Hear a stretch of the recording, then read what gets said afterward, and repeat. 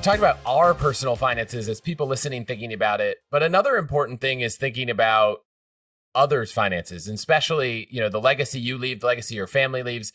You intentionally don't use estate planning as much as financial legacy documents. So I'd love to hear that story because I think it makes it a little easier. But how do you think people should approach that, and as well as the conversation with their loved ones who maybe aren't thinking about it? I think when we talk about estate planning, it's this big, scary idea, and it's really easy to put that off or not pay attention to it because it seems so complicated. And again, let's not forget, when we're talking about estate planning, what we're really talking about is what's going to happen when we or our loved one dies, and no one likes to talk about that, right? Because you start thinking about what's going to happen when this important person is gone. I like to talk about our legacy documents instead, because as opposed to thinking about when someone's gone and no longer with us, I like to approach it as this is the way you're going to stay positively in people's lives, right? By planning appropriately, by doing these financial legacy planning or the financial legacy documents or the medical legal legacy documents.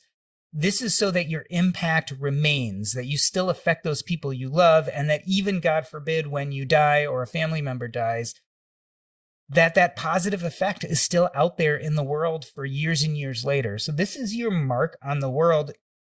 But it's a difficult conversation to have. And I especially think for people in our age group, a lot of us are in that sandwich generation where we have young kids, but we also have parents who are getting older. And I'm dealing with this right now with my in-laws who are currently moving.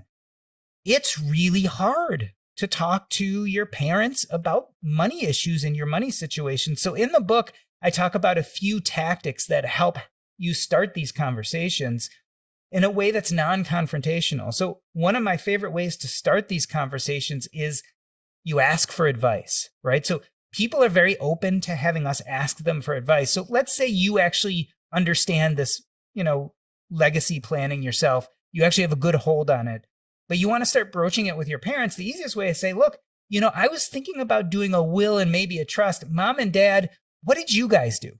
Like, what should I do with this? It's kind of foggy in my mind. I don't know what to do.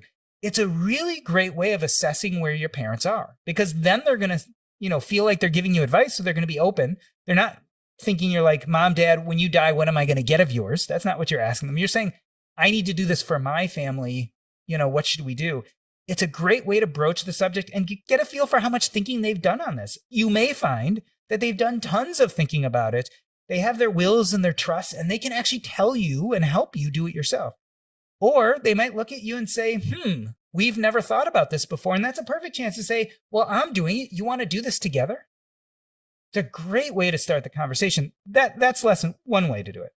Another way I really like to broach the conversation is, being in hospice, I've seen some real tragedies. So it's easy for me to approach my parents and say, I was taking care of this guy and his mom was sick and she had Alzheimer's. And the dad had taken over everything, the medical power of attorney. He had taken over the finances for the family. And my patient, he was really happy. His parents were managing all these things because his mom was getting sick and he just wanted to be with his mom. Then COVID came along and all of a sudden his dad got sick and was on a ventilator. And guess what? I didn't have the financial power of attorney. My patient couldn't pay for his mom's needs because his dad was on a ventilator.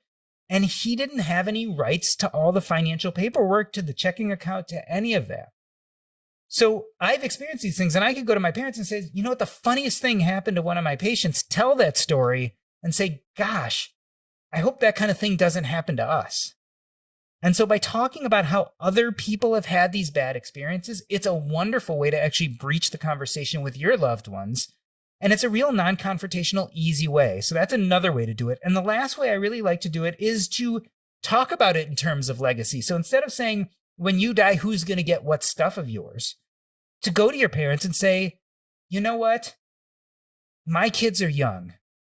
And as well as I want my kids to really remember you the way you are after you're gone. Let's talk about how you want to be remembered. What do you want the kids to have of you? What do you want them to remember? What is your legacy? And a lot of times that leads to talking about things even like property, like, Mom and Dad, every year we take all the grandkids and we go to that cabin that you guys own in Wisconsin. After you die, what should be done with that? Like, Do you want us to still do that and think of you every year when we go do this? Do you want us to sell it? What would you want done with this thing? But by framing it in terms of their legacy, I think then you can open up the difficult conversation and make it about celebrating the people we're talking about. Because the idea behind this, and no one thinks of it this way, but really estate planning should be a celebration of people's lives, right? We should celebrate with their medical legacy planning, like living